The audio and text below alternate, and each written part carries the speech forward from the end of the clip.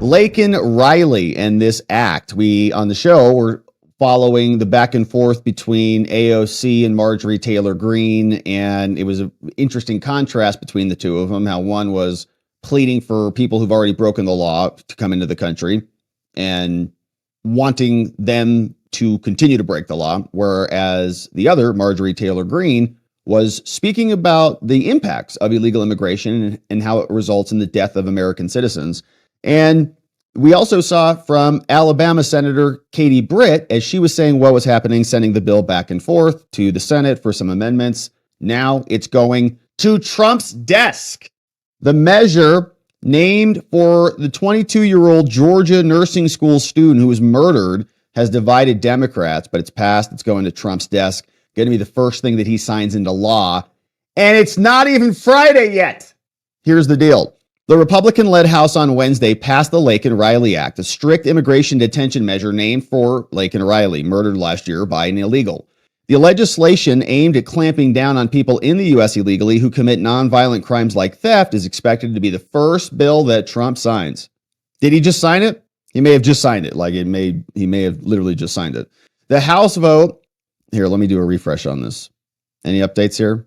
All right. So in November, we know that this person, Jose Ibarra, 26, a Venezuelan citizen who was in the U.S. illegally, was found guilty of kidnapping, assaulting, and murdering her while she was out jogging. Got life in prison without parole. The House passed the bill 263 to 156, 46 Democrats joining all Republicans. The bill passed the Senate 64 to 35, 12 Democrat votes. Who joined, and they're all up for re-election. Look, so they're like, oh crap. John Ossoff of Georgia, so he can't go against that because she was murdered in his state. So he's like, oh crap. He's a Democrat. He has to vote for it because he's going to run for re-election. He'd get obliterated if he didn't. Gary Peters of Michigan, Jeanne Shaheen of New Hampshire, Mark Warner, Virginia, all up for re-election. So they have to do what their people actually want him to do. Like, oh crap, they're going to judge me soon. In November, we saw the murder happen. The 2024 campaign trail, Trump brought this up. The Laken Riley Act would require ICE to take custody of and detain undocumented immigrants who were charged, arrested, or convicted of committing acts of burglary, theft, larceny, or shoplifting. It's bittersweet, Collins said after the vote, saying for a young lady that wanted to dedicate her life to saving lives as a nurse, now her name will live on forever, and it will actually save lives. Unfortunately, she's dead.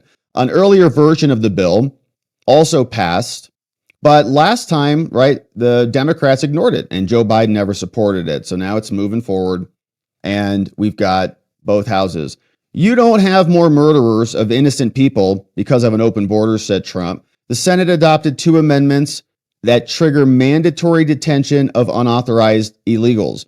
One from Cornyn that includes assault of a police officer, and Joni Ernst also said that if it includes acts causing death or bodily harm to an individual, so like car accidents, right?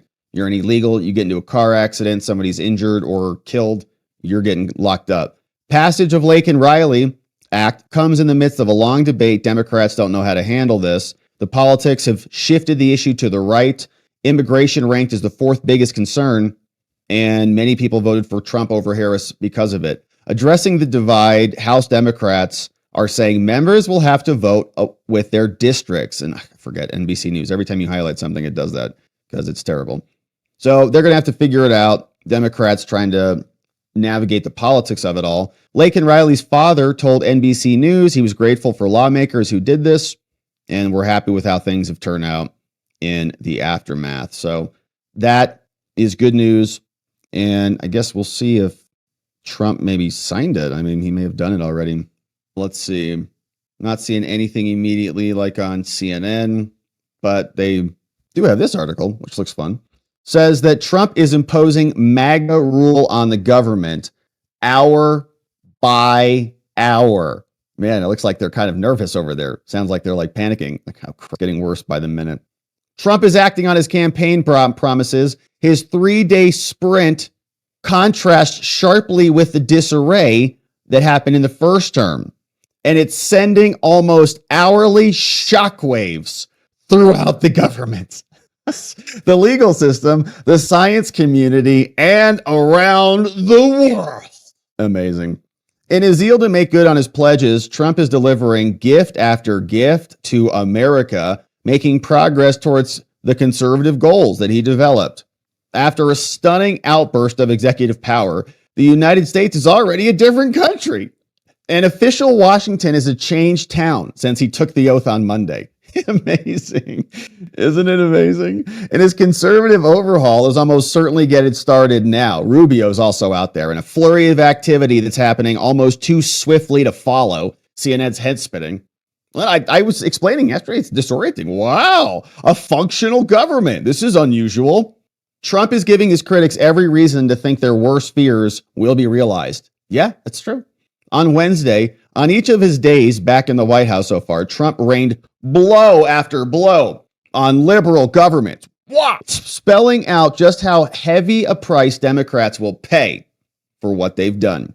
He's imposing his will, border and bureaucracy, saying sanctuary cities are going to get exactly what they don't want. More agents in the communities, more people getting arrested, more collateral consequences. So if you're going to fight us, then you're going to be the point of contention.